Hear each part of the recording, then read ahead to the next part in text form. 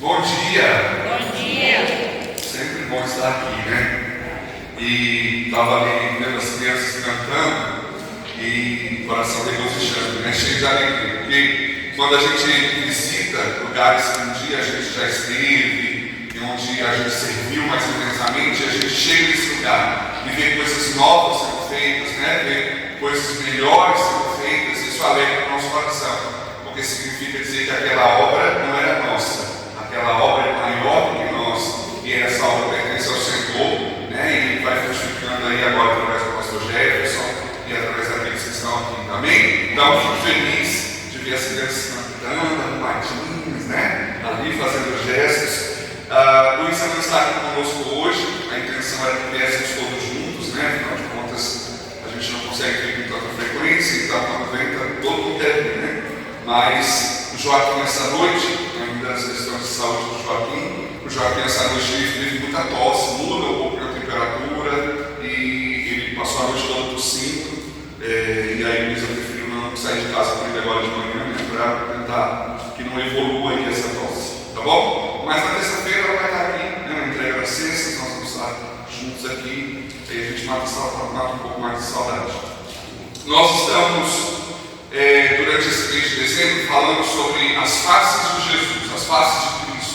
E hoje a gente quer falar sobre a face de Jesus como o bom pastor. Alguém duvida que Jesus é um bom pastor? Não, ele é um bom pastor, né? Mas o que isso significa? O que significa dizer que Jesus é um bom pastor e como desfrutar disso? Porque às vezes nós sabemos, ontem eu estava conversando com um jovem lá na sede, e eu estava falando com ele tem 19 anos, nasceu no lar cristão, né? Falou, pastor, eu vi a igreja desde que eu nasci, né? Eu não lembro de não vir à igreja, né? Mas ele estava compartilhando das lutas, das dificuldades que ele tinha, e eu estava falando com ele que não basta saber, é preciso crer. E a maior manifestação de que nós acreditamos em algo é quando aquilo tem impacto sobre a forma como nós vivemos. Um exemplo, né? Você olha lá no horizonte, está se formando uma nuvem, essa semana foi, né?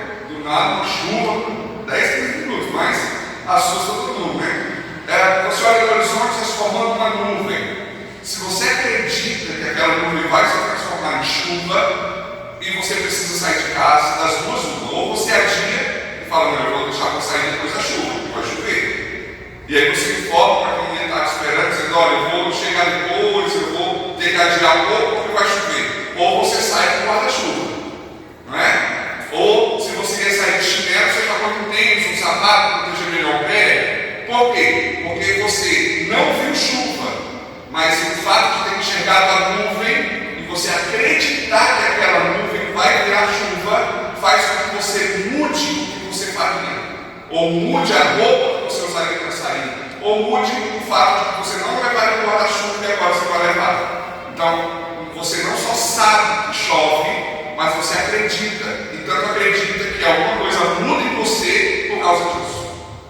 E a mesma coisa em relação à fé cristã. Muitas vezes nós sabemos que Deus é bom, nós sabemos que Deus é fiel, nós sabemos que Deus é poderoso, mas a nossa vida denuncia, diz que nós acreditamos nisso.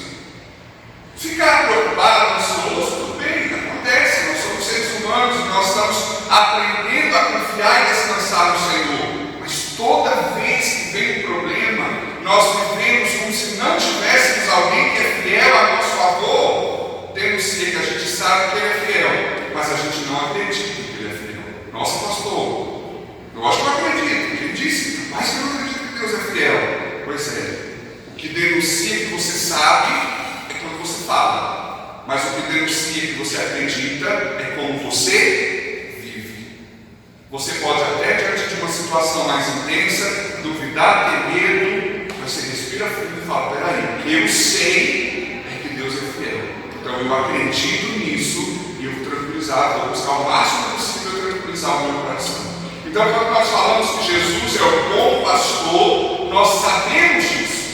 Nós sabemos que Ele é um bom pastor, mas nós acreditamos que Ele é um bom pastor. Nós nos rendemos a isso. A nossa vida é uma vida de quem tem um bom pastor. E eu quero falar com você hoje, nós usando dois textos. O primeiro está em João 10, se você quiser abrir. João capítulo 10, a partir do versículo 10. João 10, 11. João capítulo 10, versículo 11 diz assim, isso é Jesus falando: eu sou o bom pastor. O bom pastor dá a vida pelas ovelhas. Já o mercenário não é o pastor, a quem as ovelhas pertencem. Assim, quando vê que o lobo vem, abandona as ovelhas e foge. Então o lobo ataca o rebanho e o dispersa. Ele foge, porque ele é mercenário e ele não se importa com as ovelhas. Jesus está fazendo aqui uma comparação entre o bom pastor que ele está dizendo que ele é e os falsos pastores, aqueles que se dizem pastores, mas que não cuidam do rebanho. Isso era muito comum na época, na cultura em que Jesus estava inserido, porque era muito, aqui a gente não tem muito essa coisa de pastor de ovelha, né? A gente não vê um pastor cuidando de ovelha na rua, ou passando por terreno, e aí vê uma criação de ovelhas com o pastor cuidando. Isso não era muito comum para nós. Mas nos dias e na cultura de Jesus, isso era muito comum. A história afirma, inclusive, que a primeira profissão do campo, o primeiro profissional do campo foram os pastores de ovelha. Então o que Jesus está fazendo aqui é um confronto, porque essa figura de pastor de ovelha era muito viva na mente das pessoas. Então ele está confrontando o bom pastor que ele é pelo mau pastor que muitas vezes cuidava das ovelhas. E é interessante porque o mau pastor que Jesus está confrontando aqui é o pastor de Ezequiel 34. Eu vou abrir lá só por curiosidade, não ia ler não, mas eu vou ler por curiosidade Ezequiel capítulo 34. Deixa eu abrir aqui rapidinho, eu leio. Porque sabendo como é o mau pastor, a gente sabe como é o bom pastor Jesus. Olha só, veio a mim esta palavra do Senhor: filho do homem, profetize contra os pastores de Israel, profetize e diga-lhes: assim diz o Senhor, o soberano: ai dos pastores de Israel que só cuidam de si mesmos, acaso os pastores não deveriam cuidar do rebanho? Vocês comem a palhada, vestem-se de lã, abatem os melhores animais, mas não tomam conta do rebanho. Vocês não fortaleceram a fraca, nem curaram a doente, nem enfaixaram a ferida. Vocês não trouxeram de volta as desviadas, nem procuraram as perdidas. Vocês têm dominado sobre elas com dureza e brutalidade. Por isso elas estão dispersas, porque não há pastor algum. Quando foram dispersas, elas se tornaram comida de todos os animais selvagens. As minhas ovelhas vaguearam por todos os montes e por todas as altas colinas. Então, é esse comparativo que Jesus está dizendo. Ele está dizendo: eu sou o bom pastor. Eu não sou esse pastor que come o melhor e não cuida das ovelhas, que se ocupa com seus próprios interesses, mas não cuida dos interesses das suas ovelhas. Eu vou compartilhar algo com vocês do coração de quem é pastor, né? Eu fui ordenado ao pastorado, eu tinha 25 anos, hoje eu tenho 42, daqui a pouco faz 20 anos que eu sou pastor ordenado. E eu vou dizer uma coisa a você: uma das maiores lições que eu aprendi ao ser pastor é que eu não posso pastorear as pessoas guiado por aquilo que eu acredito, por aquilo que são os meus interesses, porque eu respondo diante de Deus pelo pastor que eu sou. E eu sou pastor da parte de Deus, portanto o meu pastorado precisa manifestar o caráter de Deus, a bondade de Deus. E o que Jesus está dizendo é: eu sou o pastor da ordem do meu Pai. Eu não sou um pastor como os pastores de Israel, que pastoreiam pelos seus próprios interesses. Então nós não temos um pastor que cuida de nós pelos seus interesses. Então quando Jesus nos dá uma ordem, quando Jesus nos dá uma direção, Ele não está simplesmente querendo mandar na nossa vida. Quando nós lemos a Bíblia e lemos um mandamento, dizemos: nossa, mas é tão difícil praticar isso. Mas Jesus, quando deu essa ordenança, sabia que era possível, senão não teria dado. Ele não pediu de nós umas coisas que a gente precisa entender. Jesus não pede de nós algo que nós não seremos capazes de fazer. E Jesus não pede nada de nós que Ele não esteja disposto a estar conosco enquanto nós obedecemos. Por isso ele é o bom pastor. Porque ele não arruma as ovelhas no pasto, no curral, vai para casa descansar e depois volta para ver como está. Ele é o pastor que nem dorme, fica durante a noite vigiando o sono das ovelhas para que não venham os predadores. E aí em João 10:10, Jesus vai falar exatamente sobre isso. Eu sou o bom pastor, porque o bom pastor, qual é a principal característica do bom pastor que Jesus diz? O bom pastor dá a vida pelas ovelhas. Ou seja, o bom pastor não considera a sua vida mais importante do que a vida das ovelhas. E foi o que Jesus fez, não foi? Deu a sua própria vida por nós. Não foi no sentido figurado, né? Olha, por você eu atravesso até uma fornalha. Aí, cadê a fornalha? Não estou em sentido figurado, estou brincando. Só estou querendo dizer que eu dou com você. Não é que eu vou passar por uma fornalha com você.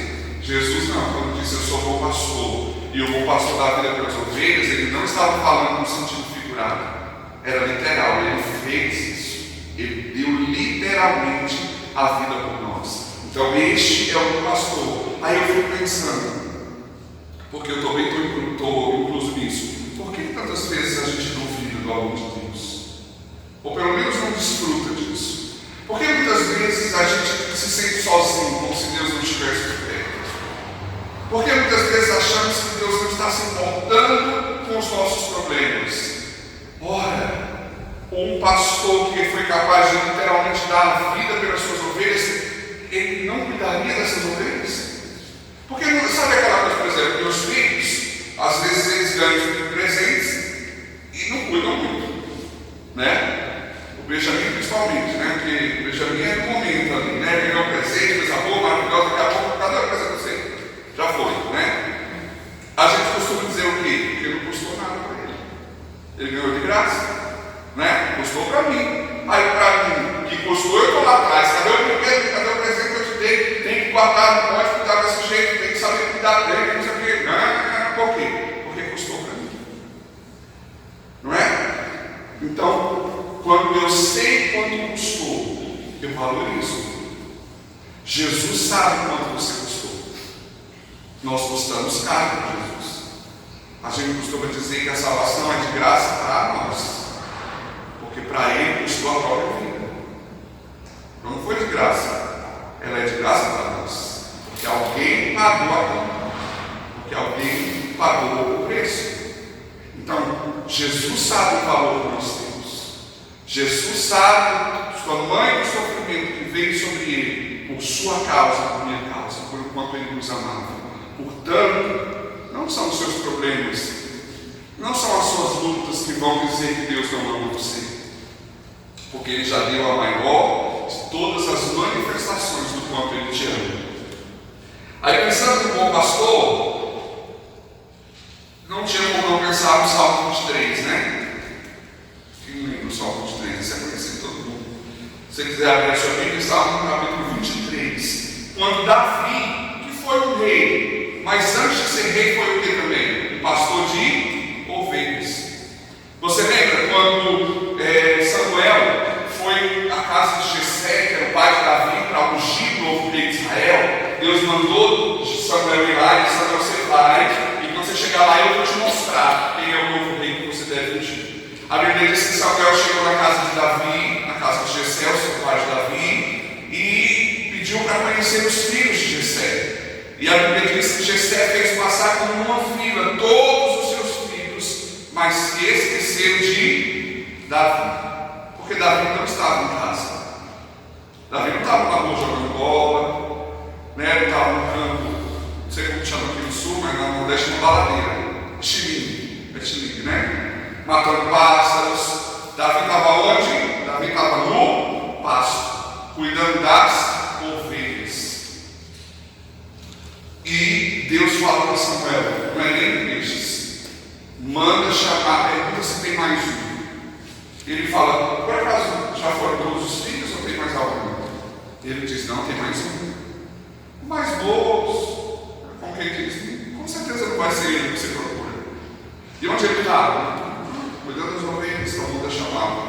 Porque nós, olha isso, nós não vamos sentar à mesa até que ele chegue.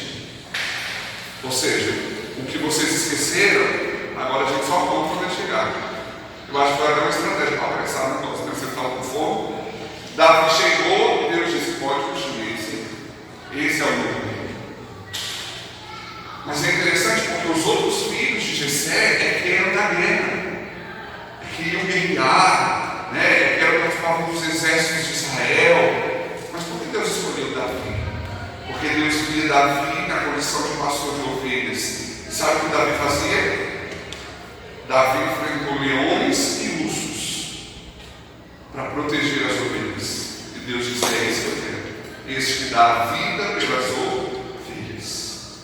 Por quê? Porque Jesus é o bom pastor que dá a vida pelas ovelhas. Aí esse mesmo Davi, que foi pastor, que deu a vida pelas ovelhas, olha o que ele diz no Salmo 23: o Senhor é o meu pastor. Ele, sendo pastor de ovelhas, está declarando que o pastor dele é o Senhor. Ele diz: o Senhor é o meu pastor e nada faltará, ou de nada terei falta. O que Davi está declarando? Que o Senhor é o meu pastor, e porque Ele é o meu pastor, não me faltará coisa alguma. É interessante porque falta coisa, não falta? Eu já falei sobre isso aqui. Falta um monte de coisa na sua casa, falta, não falta. Na minha vida falta um monte de coisa que eu queria ter, eu não tenho. Às vezes coisas que eu precisava, ou pelo menos que eu acho que preciso, eu não tenho. Então o que o salmista está falando, o que Davi está falando? Davi está falando que porque o Senhor é o pastor dele, ele não sente falta das coisas que deveria sentir ou que poderia sentir. Não é? Por quê? Porque ele está satisfeito. Falando com esse jovem ontem à noite, ele falando um pouco sobre as lutas, sobre as tentações que ele sofre, e ele dizendo: poxa, mas eu sei que não é essa vida que Deus tem para mim, e eu queria saber como eu posso fazer para viver os planos de Deus para a minha vida, e não essas coisas que eu tenho feito. Eu falei para ele: olha, eu não tenho uma receita que você está lendo, aberto, voltando, o que você resolve. O que você precisa é aprender a estar satisfeito em Deus. Quanto mais próximo você estiver de Deus, menos essas coisas que te tentam vão te tentar. Por quê? Porque a sua necessidade vai sendo suprida de uma outra forma que não é suprida por essas coisas que são pecados, que só servem para destruir, para marcar, para a história, para trazer problemas, tristezas, dívidas. Então eu estava falando para ele que tem uma maneira também mirabolante disso. É lendo a Bíblia todos os dias, é ter uma prática de oração, é fazer com que o seu relacionamento com Deus não seja só aquele relacionamento da hora marcada, do domingo às 9h30 da manhã, da quarta às 20 horas, do sábado ao horário, mas que o seu relacionamento com Deus seja constante. O que você pensa sobre pessoas que só te procuram quando precisam de ajuda? O que você pensa? Você considera meu amigão? Caramba, precisa, já me procura. No começo é até legal, você se sente útil, Você diz: poxa, que bom que a pessoa veio me uma ajuda. Mas daqui a pouco você fala: poxa, será que eu só sirvo para isso? E pior, quando você vai procurar a pessoa e ela não ajuda, ou ela não tem empatia para te ouvir, para dizer: poxa, filho, olha, eu não posso fazer muita coisa, mas eu entendo o que você está passando. Você fala: não, isso não é um amigo. Mas você sabe quantas vezes a gente faz isso com Deus? É que graças a Deus não tem crise de identidade, não se sente rejeitado, não sofre com essas coisas. Mas se sofresse, a gente ouviria lamentando, dizendo: poxa vida, quanta gente só me procura, não precisa. Então o nosso relacionamento com o bom pastor tem que ser um relacionamento constante. E quanto mais próximo eu estou do bom pastor, mais eu estou satisfeito. As coisas vão faltar, mas é como se eu não sentisse falta delas. É a sensação, deixa eu tentar explicar isso melhor. É a sensação de que aquilo já não é tão importante quanto era antes. Por quê? Porque você foi sendo suprido pela presença de Deus. Então não é que aquilo deixa de ser uma coisa importante, mas ocupa. O que é que Jesus vai dizer? Buscar primeiro o reino de Deus e a sua justiça, e as demais coisas vão ser acrescentadas. O que ele está dizendo? Busque só a Deus, o resto se vira. É assim? Não, ele está dizendo que vai ser acrescentado, vão ser acrescentadas as outras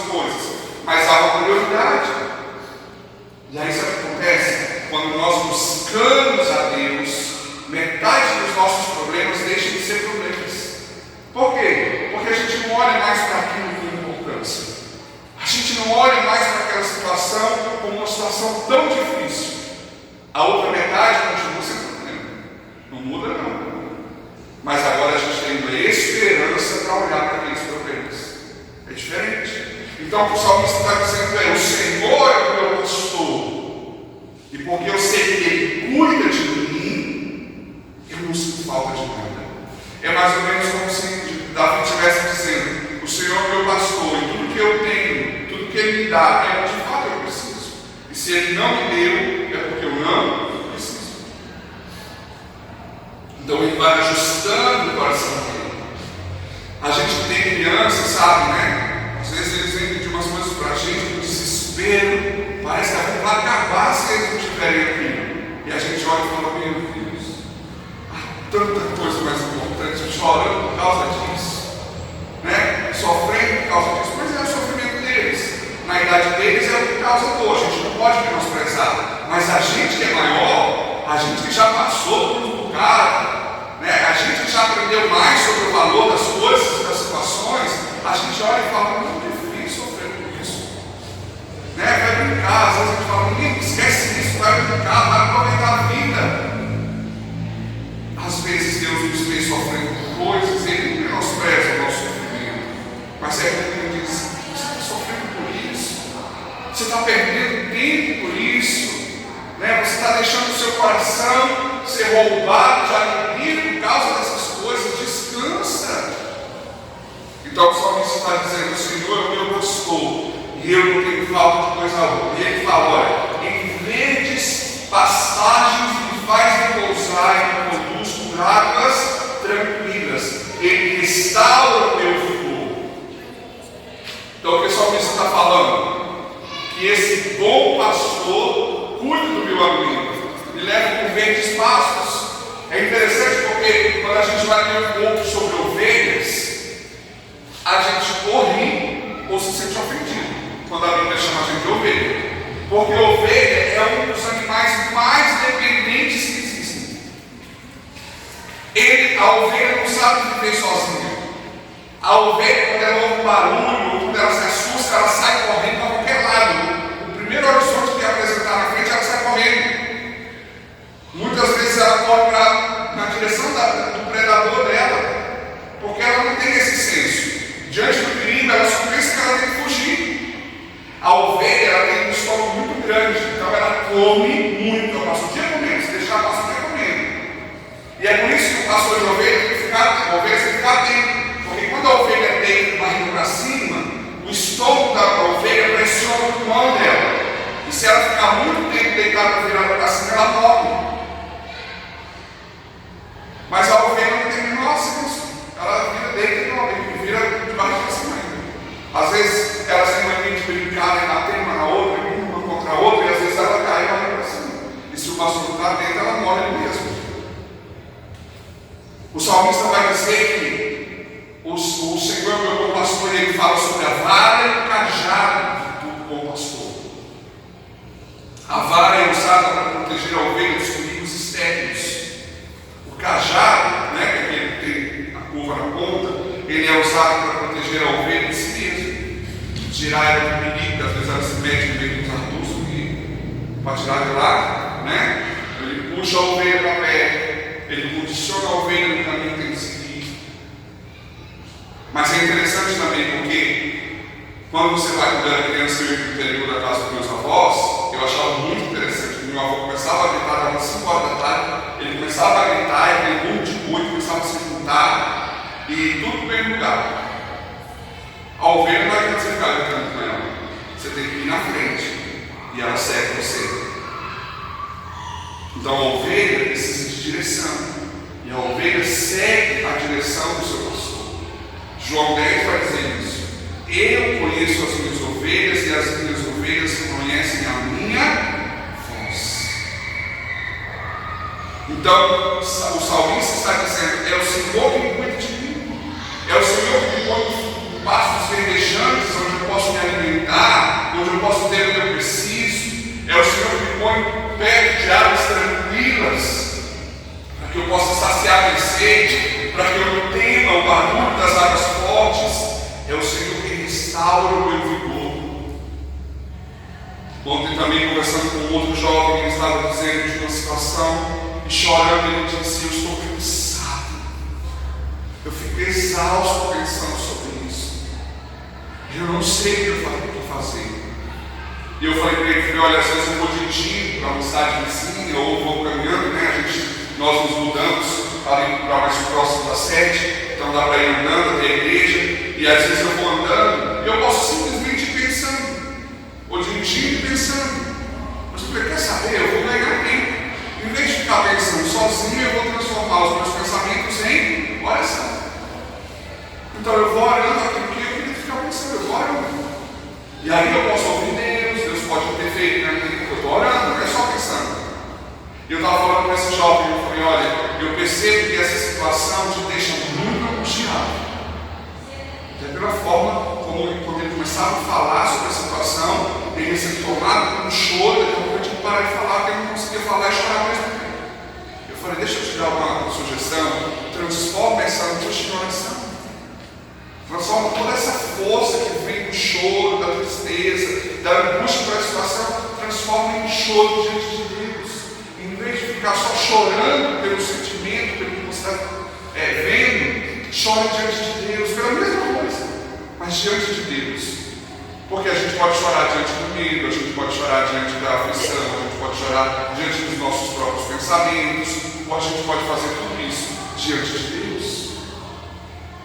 Então, quando o salmista diz, o Senhor meu pastor, e Ele revigora as minhas forças, significa dizer que Ele cansa, não é?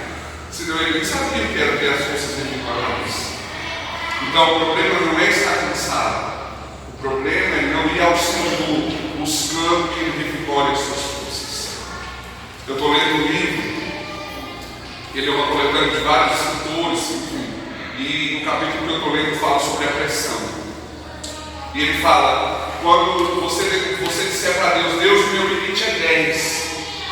Deus não vai se constranger e vai até 11. Você vai falar, poxa, Deus me ama. Eu falei para ele que meu limite era 10 e foi para 11. É que Deus quer levar você a um lugar onde você entenda que existe vida na dependência dele. Até o 10 é o seu limite, é onde você consegue. Por isso que é seu limite, porque você consegue. O 11 ultrapassa o seu limite e é o lugar onde você passa a depender dele. Onde você passa a dizer, Senhor, se o Senhor ajudar, não vai dar conta. Não vou dar conta. E é nesse lugar que nós conhecemos o poder de Deus. E é nesse lugar que nós nos fazemos, ou somos feitos mais fortes. Por quê? Porque a força que eu tive não foi suficiente. Eu gosto, com certeza muitos de vocês lembram disso, né? Do Popeye, do desenho do Popeye. Popeye, o livro do Brutus, lembra da gente?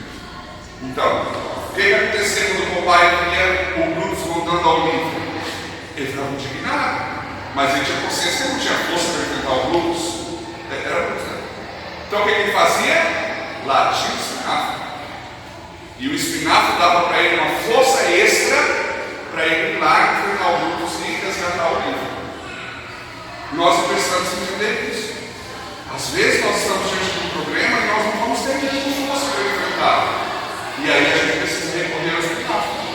Aí a gente precisa recorrer ao socorro do nosso bom pastor, que pode nos dar força naquilo que nós julgávamos não ter força. Não é? Nós queremos, o nosso pastor quer nos amadurecer. Caminhando no final, ele diz no versículo 4: mesmo quando eu andar por vale de trevas e morte, não temerei perigo algum, pois tu estás comigo, a tua vara e o teu cajado me protegem. Então, ele não prometeu que a vida seria maravilhosa. Ele não prometeu que a vida seria sem problemas.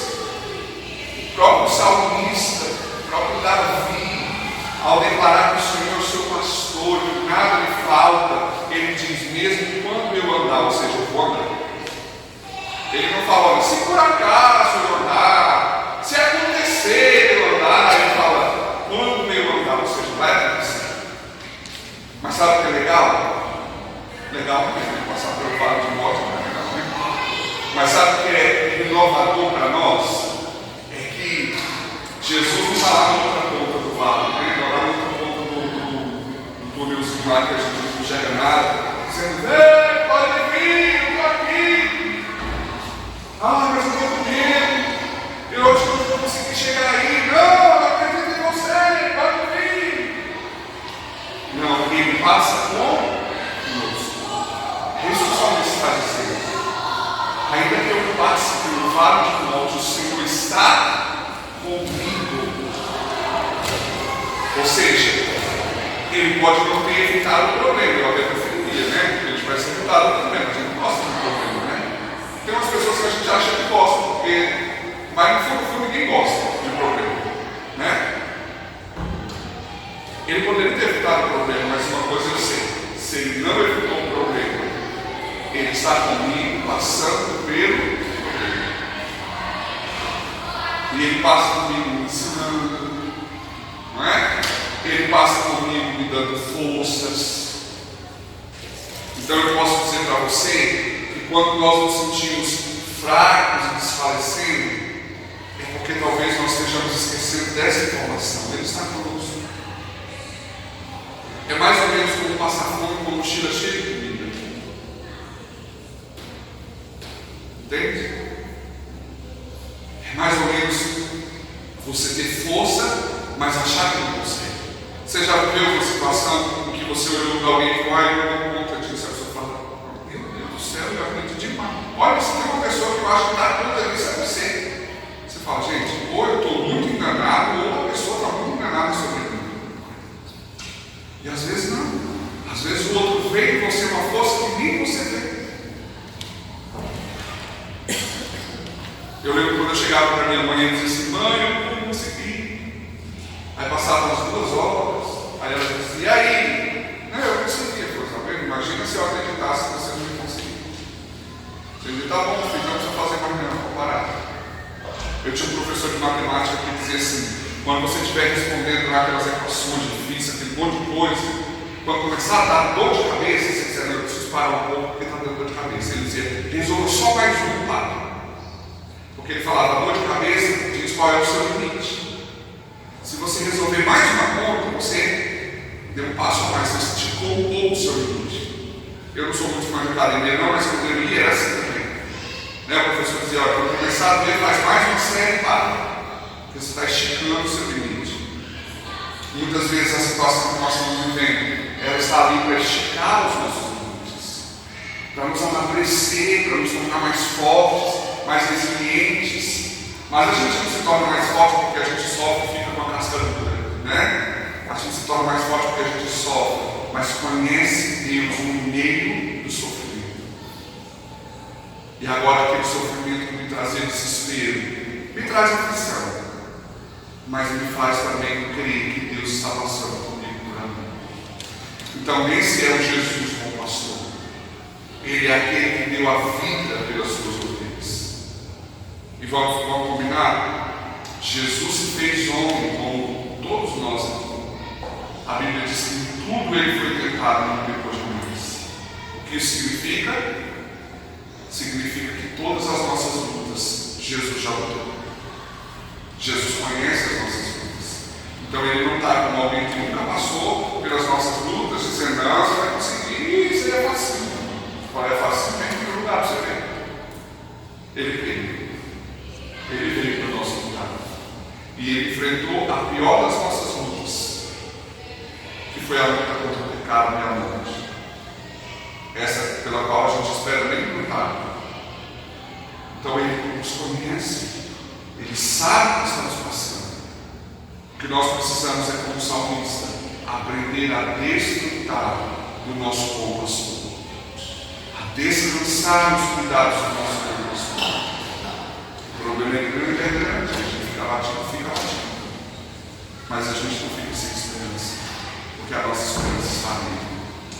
Amém? Posso orar por você? Quer subir lá? Eu quero orar por você. Depois da oração a gente canta uma canção como resposta a essa palavra, e aí nós vamos orar em segundo desse momento. Feche seus olhos, coloque seu coração diante de Deus nesse instante. Se você está passando por situações que tem te entristecido, te abatido, que tem inclusive te feito pensar que você está sozinho, sozinha. Ouça a palavra do Senhor nessa manhã. Ele não te deixa. Ainda que você passe por vale de morte, Ele está com você. Talvez essa seja a nossa oração nessa manhã. Poder dizer para Jesus: Jesus, eu quero declarar o que Davi declarou. Eu quero ter essa consciência da tua presença como Davi teve. Eu não quero ser um alienado que não olha para os problemas, que não faz de conta que nada está acontecendo.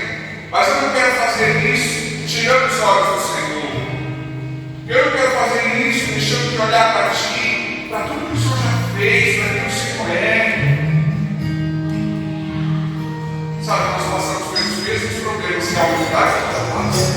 Alguns por mais, outros por menos. Mas nós não podemos passar pelos problemas do mesmo jeito que toda a humanidade passa. Porque nós conhecemos aquele que nos dá força. Nós conhecemos aquele que nos enche de esperança. Nós conhecemos aquele a quem nós podemos clamar por socorro. Às vezes eu passo por circunstâncias que eu digo: meu Deus, como é que alguém sem Jesus consegue passar por isso? Porque para eu que conheço Jesus, já é difícil. Imagina para quem não tem Jesus, para quem não sabe que pode orar, para quem não sabe que pode esperar com paciência, para quem não sabe que pode buscar ajuda. Imagina para quem passa por tudo isso achando que está sozinho mesmo, que não conhece o poder de Deus, o amor de Deus. Então, que nesse instante, o Espírito Santo possa levar o nosso coração a esse mesmo lugar que levou o coração de Davi. Um lugar de confiança, um lugar de dependência. Fale comigo enquanto cantamos essa canção. E eu quero, no final, orar com você.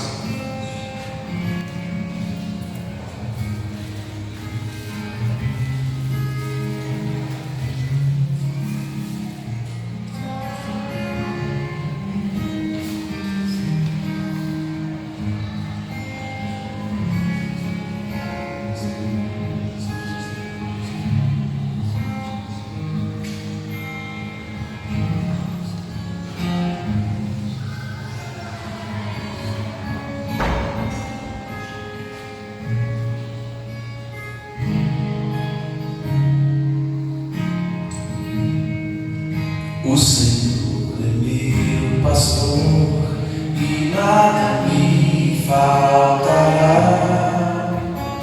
Ele me faz andar em verdes pastos, guia-me mansamente às águas de descanso e refrigera-me pelos caminhos da justiça.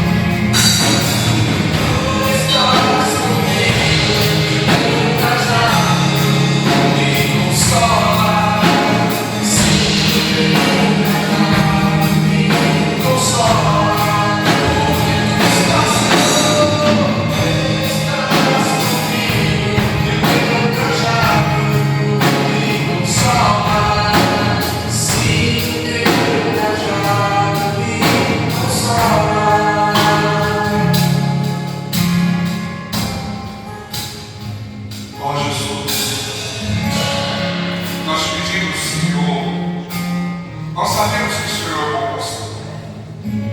Nós sabemos que no Senhor nós temos o que precisamos. Sabemos que o Senhor nos ama, que o Senhor não nos abandona. Sabemos que o Senhor está atento a cada uma das nossas necessidades. Mas, Senhor, como às vezes é difícil descansar. Como às vezes é difícil me deitar e conseguir dormir em paz, sabendo dessas coisas. Porque os nossos problemas parecem ser mais palpáveis. As nossas lutas parecem estar mais altas aos nossos ouvidos do que essas verdades que nós sabemos a teu respeito. Ah, Deus, às vezes as nossas emoções, a nossa alma agitada, fica gritando para nós que o Senhor esqueceu de nós. Quando olhamos para o lado, vemos as pessoas sendo abençoadas, vemos os problemas delas sendo resolvidos. Nós achamos que Deus ama mais a uns do que a outros. Confessamos, Senhor. Embora saibamos do teu amor, embora saibamos do teu cuidado, embora cantemos sobre a tua fidelidade, embora muitas vezes digamos às outras pessoas que sofrem, que elas precisam confiar, que elas precisam descansar, que o Senhor está cuidando delas, ainda assim, por vezes nos sentimos sozinhos, cansados, como se não fôssemos dar conta de suportar nem mais um minuto dessa história, dessa luta. Mas nessa manhã, Espírito Santo, oh Espírito Santo, move-se nesse lugar, nessa manhã, imprimindo esta palavra, não só no nosso entendimento, mas na nossa alma. E se há alguém essa manhã com a alma perturbada, com problemas e situações e lutas, que nessa manhã o teu Espírito traga a paz que excede todo entendimento. Se há alguém sentindo-se fraco, sem forças mais para seguir adiante, que nessa manhã o teu Espírito nos encha de alegria, porque a tua palavra declara que a tua alegria é a nossa força. Oh Espírito Santo, dá-nos tu mesmo que destes a Davi, quando ele declarou que o Senhor é meu pastor e não sinto falta de coisa alguma. Dá-nos tu mesmo que destes a Paulo, quando ele disse: eu sei viver em toda e qualquer circunstância, no muito ou no pouco, na abundância ou na escassez, porque eu tudo posso. Eu tudo posso naquele que me fortalece. Que ao voltarmos para as nossas casas agora, que ao recomeçar da semana, da rotina da semana amanhã, os nossos olhos, os nossos ouvidos não sejam roubados ou capturados pelos problemas, pelas lutas e pelas aflições, mas estejam em total descanso em quem o Senhor é. E o Senhor é bom, e a sua fidelidade é de geração em geração. As tuas misericórdias se renovam a cada manhã. Teu amor é eterno, tudo é para sempre. Isto, Senhor, nos sustenta. E quanto mais andarmos nisto, que mais seremos fortalecidos. Apresentamos ao Senhor as nossas causas. Continuamos apresentando diante do Senhor as nossas lutas, sejam enfermidades, sejam conflitos familiares, sejam angústias da alma, seja provisionamento financeiro. Senhor, nós apresentamos diante do Senhor as nossas causas e declaramos a nossa fé de que o Senhor terá uma solução e uma resposta para cada uma delas, que nem sempre será como esperávamos, mas com certeza será a melhor que precisávamos. Em nome de Jesus, Pai, que o teu amor, que a tua graça, que a comunhão de Deus Pai, Filho e Espírito Santo esteja sobre nós. Em nome de Jesus. Em nome de Jesus. Amém? Que Deus abençoe a sua vida. Nos tem uma semana abençoada. E hoje à noite, às 18 horas, nós vamos ter um musical de Natal lá na sede, na Icororó. Se você tiver comigo e quiser estar lá, o seu musical, eles ensaiaram aqui comigo. Para estar juntos. Deus abençoe a sua vida. Ainda que eu ande pelo vale da sombra da morte, eu não